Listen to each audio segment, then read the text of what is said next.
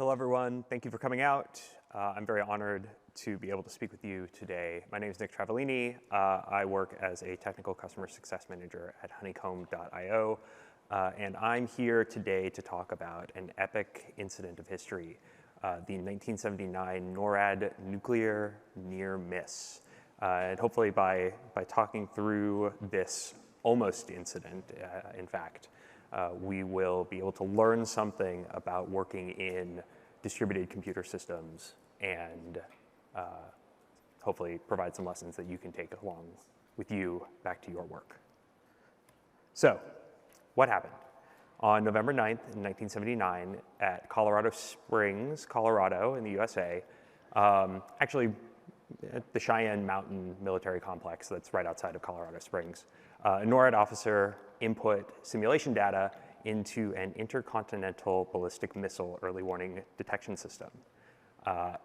Military officials, based on the transmission of that simulation data, which they didn't realize was a simulation, almost retaliated against the supposed Soviet nuclear attack. Fortunately, they did not do that, and we're here to tell the tale of why they did not. And so to guide us through studying this near miss, we're going to follow in the footsteps of Catherine Walker, David Woods, and Michael Rao, who are folks coming out of the Cognitive Systems Engineering Lab at The Ohio State University. And particularly, we're going to be drawing on this paper that they co-authored, Multiple Systemic Contributors versus Root Cause, Learning from a NASA Near Miss. This is a case study of a situation in which some NASA astronauts almost drowned one of their own during a spacewalk. And in this short paper, which I certainly encourage all of you to read, you can find it online, the authors do a comparative analysis of a root cause analysis versus looking at multiple systemic contributing factors and find that understanding the pressures and the forces, dynamic forces that affect the operators at the time, in this case in the spacewalk, that provides a more satisfactory explanation of what went wrong and why they did what they did, so explaining their behavior than a simple root cause analysis. So we're gonna take this perspective and use that as our guiding light in working through this history. And we're going to take a look at, in this case study of this nuclear near miss, we're going to work our way through some history of computing and look at how computer technology interacted with the social factors of the socio-technical system to both produce that technology and understand how that technology influenced the social factors. We're going to go from a big historical perspective and then narrow in to the event in question. So I hope you're ready for a whirlwind tour through the history of computing. So how could this have happened? As I said, we're going to look at some distant developments first, and then we're going to narrow in to the proximal events. And then finally, we'll do a little bit of review and do some takeaways. So we're going to start our story in World War II. At this point, computers were primarily analog devices used to control various things like anti-aircraft ballistic missiles. For these anti-aircraft guns, which were used by Allied forces to try to shoot enemy aircraft out of the sky, they needed to try to target them, but obviously these are very large weapons. And so they needed some way to manipulate them and control the movement of them and to calculate the trajectories of their projectiles that they were shooting at them. And for analog computing devices at the time, those trajectory tables had to be calculated by hand. It required taking into account a number of different variables, like the different types of projectiles, the different artillery in question, and this was often done by people, especially women were employed to do this because it was extremely tedious, and so it was deemed to be women's work. This analog technology was far superior at the time to any sort of digital technology. This was mostly because the digital technology at the time required very brittle parts in order to operate. So this is the time of like vacuum tubes that would have been used to control the flows of electricity through the digital devices. And those were liable to break all the time. And this, in fact, was the case up through the 1960s. Engineers throughout the United States recognized that analog control technology was far superior to digital technology, and they didn't actually see a future for digital technology aside from some very specific use cases in scientific computing. And while this is going on during World War II, Vannevar Bush, who was a professor of engineering at MIT, was recruited by the federal government to lead the consolidation of the great minds of science and technology in the United States and bring their expertise and their skills to bear for the war effort. And so he really created this idea of big science and engineering in a way that hadn't existed in the United States or probably anywhere in the world up to this point. And he created what one of the authors who I'm drawing a lot on for this history, Paul Edwards, in his book, The Closed World, refers to as the iron triangle of the military, industrial, academic complex or apparatus.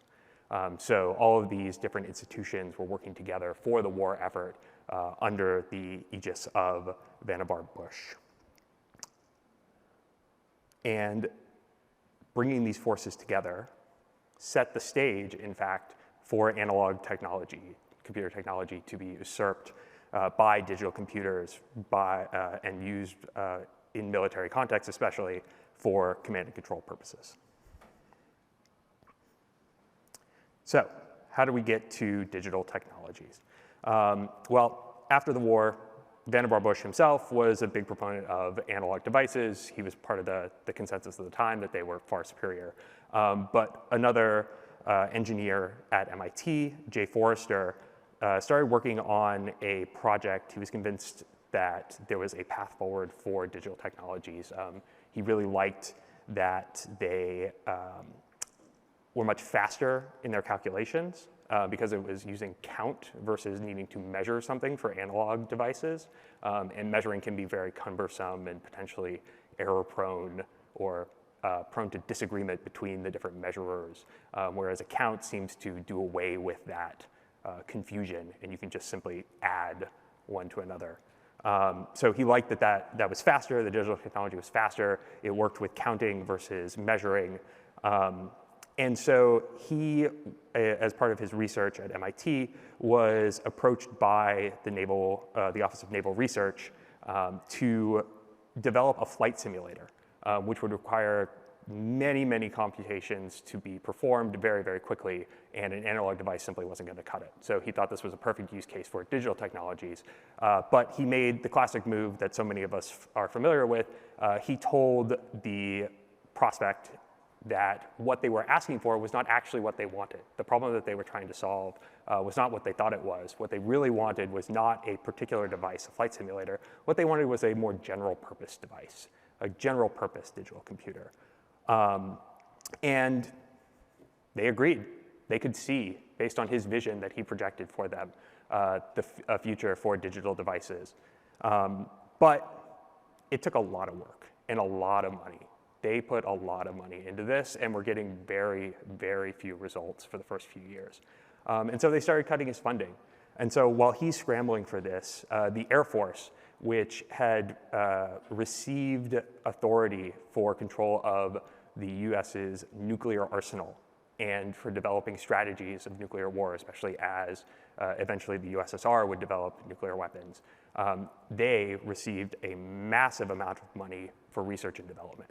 And they saw, they were looking for something to develop defensive technologies, and in particular they wanted radar instead of point defense of sending up planes to try to shoot planes, other planes, attacking planes out of the sky.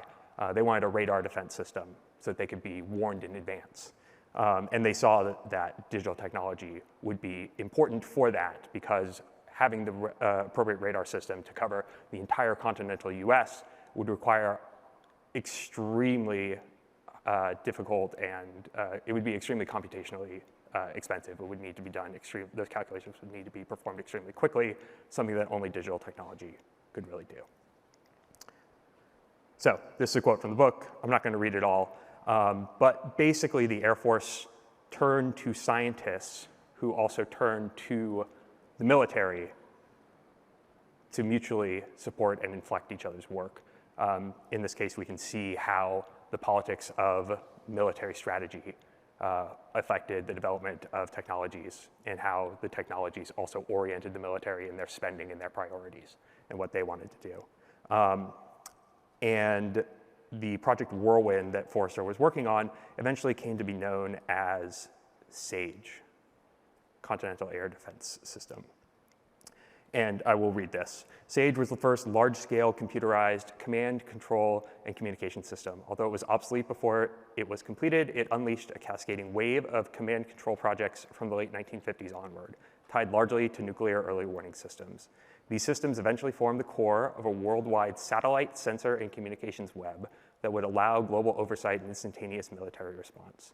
In framing the globe, this web formed the technological infrastructure of closed world politics. We can see the beginnings of what we live today in our distributed computer systems. So here are a few things that the SAGE project produced, which you might recognize as important to the history of computers. Core memory, visual displays, analog to digital conversion methods, parallel and multiprocessing, and networking, amongst many, many others. SAGE was the first near real-time network digital computer system that needed to operate 24/7. This is the system. This is it. Meanwhile, relevant to our story as we're getting towards the incident, other devices and other technological advances are occurring. Intercontinental ballistic missiles had come to replace plane-mounted and delivered artillery, especially nuclear weapons.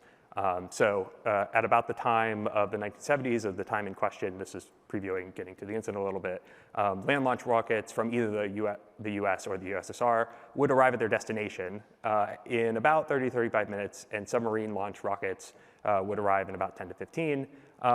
As I mentioned, there's also a space program going on. Sputnik gets launched by the USSR, which prompts even more investment by the military in military technologies, space surveillance technologies especially. And these, at the time, could operate in both the optical light wavelength and infrared capabilities. So they could detect missiles being launched either visually or through infrared sensors on the satellites. Also, RAND, a think tank created by the Air Force, was using war games and developing game theory at this time to try to strategize around nuclear warfare. Since a nuclear war has thankfully never happened, and they didn't actually want it to happen, but they wanted to be prepared for it. And so they wanted to think about, if we launch X number of missiles, what are the likely outcomes or responses by an opponent, in this case, presumably the USSR, how many people would die, how many people would survive, what do we need to do to maximize a retaliatory strike, so on and so forth. Secretary McNamara was brought in to lead the Department of Defense, and he brought his experience in operations research from industry, especially in automotive fields, to the DoD, and it was really taken over by a bunch of technocrats instead of the sort of traditional military command structures.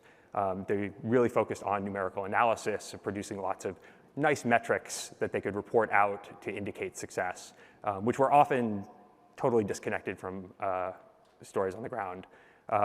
Edwards talks, for example, about Operation Igloo White, which was an attempt during the Vietnam War to install sensors on the Ho Chi Minh Trail to attack the Viet Cong and to be able to launch planes whenever those sensors, alerts were triggered from those sensors. And the Viet Cong would totally fool them by just like throwing bags of urine across there so that it would catch the heat, they would send some planes, drop some bombs, but no one would actually die, and then they could just go through the trail after they flew by. Here's an example of some of the military officers in SAGE, just to give you a little bit of an idea of what it looked like at the time for them to be operating in this system.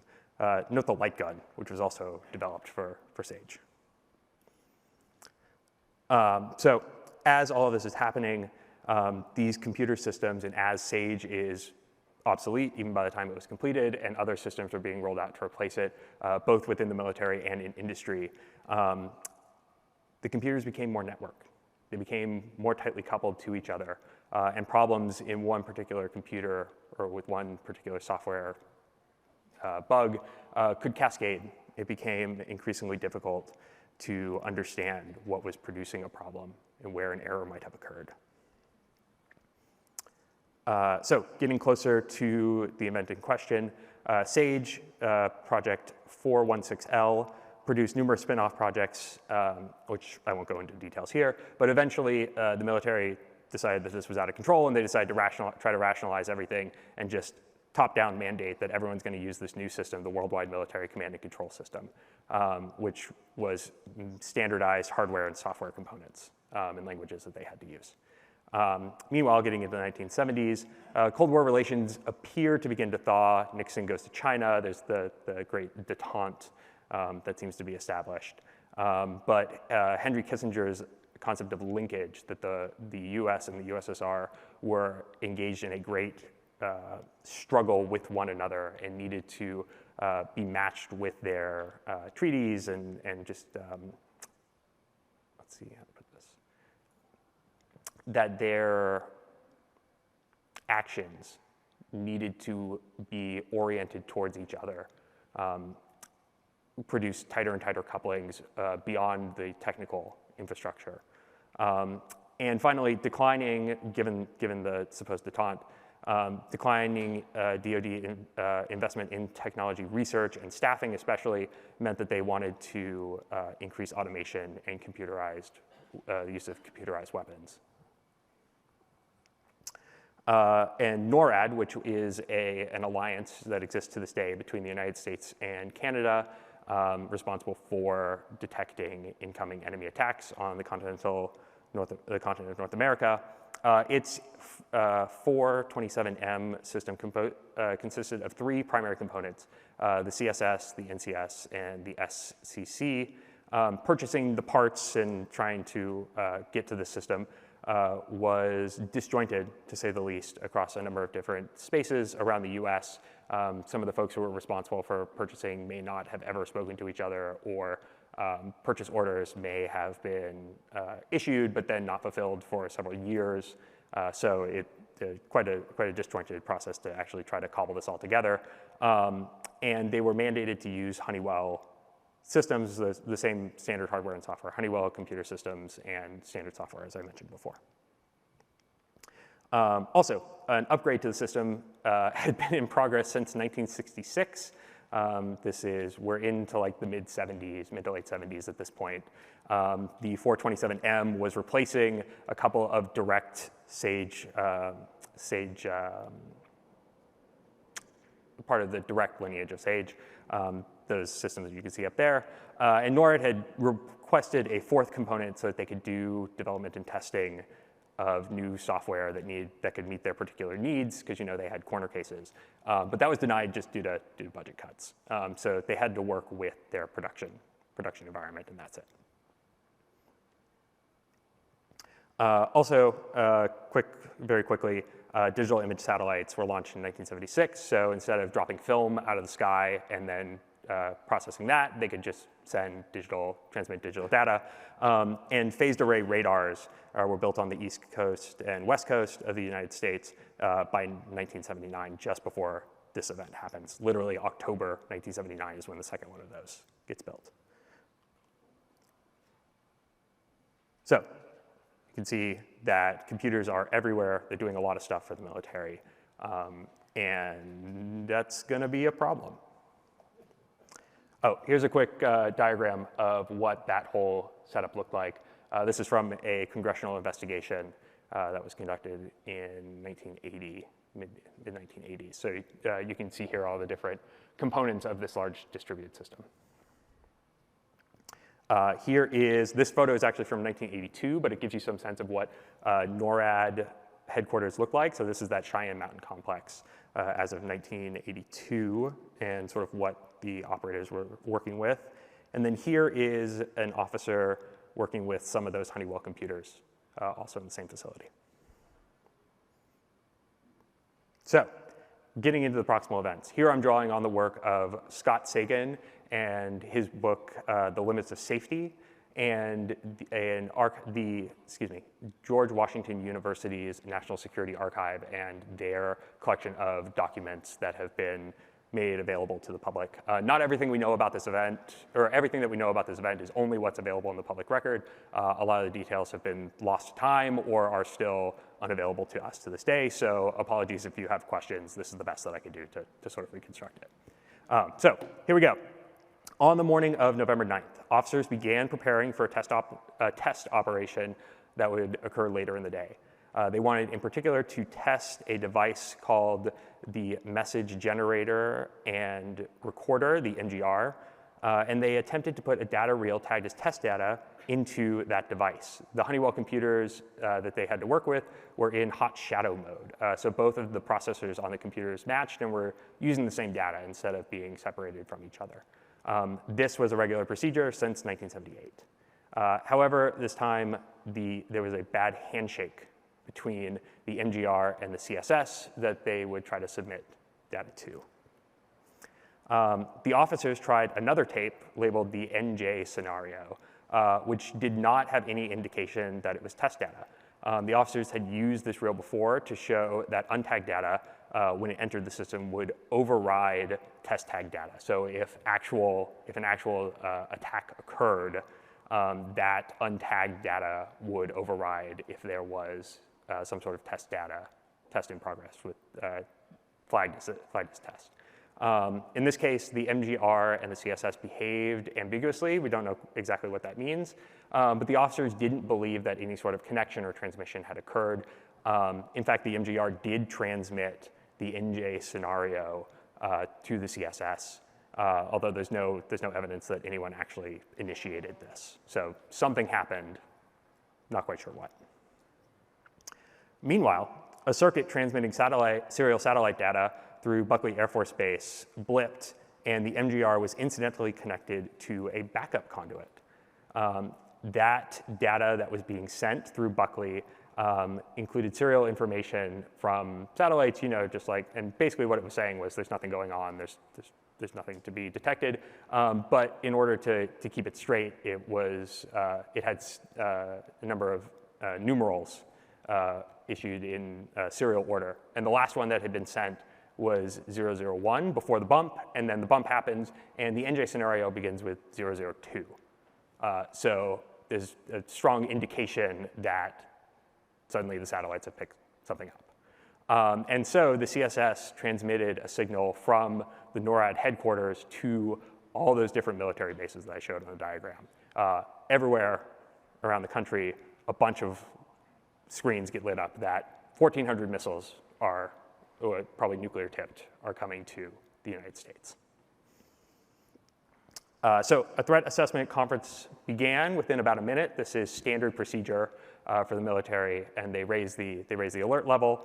Counteroffensive planes at various sites were ordered to prepare to launch, but some of them did actually launch because there was a patchy connection on the phone lines, and they just heard the word launch. So they weren't ordered to actually go and strike, but they were ordered to launch inadvertently. The responders who are on this conference call cross-checked against alternative data sources like the PAPAWS radar arrays that I mentioned, which didn't detect any missile launches. And so they lowered their confidence that this was an actual scenario, but it wasn't definitive. What sealed the deal was incongruities between the actual time of day and the time of day that they were seeing displayed from the NJ scenario. And so they appealed to something beyond the data and their local context to understand that this was not what happened, or this was not actually happening. And so the NORAD commander determined this was a false alarm in about 6 minutes. President Carter and DoD higher-ups were never notified or evacuated. In fact, the plane that is supposed to evacuate the president took off without him. Press And both our allies and even the premier of the Soviet Union contacted the State Department and were like, yo, what the fuck? And the DoD began downplaying this. They blamed it on operator error. And to remediate, NORAD just went ahead and built a separate dev and test facility along with some other changes. So that's the non-event in question. So to review and do some takeaways here, this is a quote from the article, the Walker et al. Article that I mentioned before. Distant factors and pressures will filter through the system to produce and affect the behavior of actors in their local situation at the sharp end. And this can be especially troubling during an incident because it can focus their attention in particular ways that may be locally optimal due to that pressure, but may be inaccurate. And fortunately, in this case, they resisted that. So we should ask, where did this pressure come from? According to Edwards, it comes from really the Truman doctrine of containment. For those of you who study US history, this is a foreign policy doctrine that stated that communism in all its forms needed to be contained and that the US would fight anywhere and everywhere in the world to protect democracy and the right to profit that goes along with that, at least in this doctrine, according to this doctrine.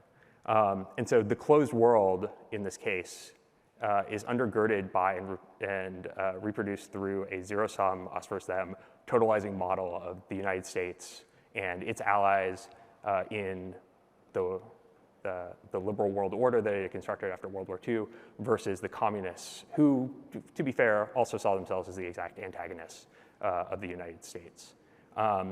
And Truman, in the speech that announced this, scared the bejesus out of people. Like, he really pulled on a lot of the religious iconography that is so important to the history of the United States and his vision of itself to treat this as a sort of apocalyptic conflict of good versus evil.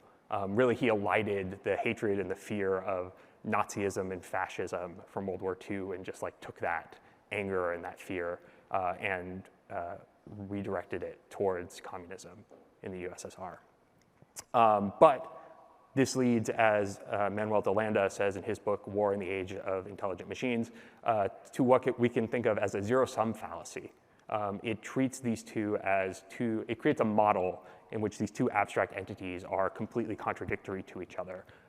And so overcodes or gets rid of any inconveniences in which they may be similar to each other that may be relevant. And it puts pressure on the people who exist within one or the other of these totalizing systems to go along with the flow. It really guides their thinking as a logical fallacy might. And so what this totalizing effect does is it allows for exacting calculations. It allows you to, because you've got a a whole number, let's put it that way, you can subdivide it completely without any remainder, without any way being problematic. So exacting calculations, you can identify precise points within this total space, and it stifles learning about the tensions that may be there because you can't think about that because you've already got everything explained because you've got a total worldview.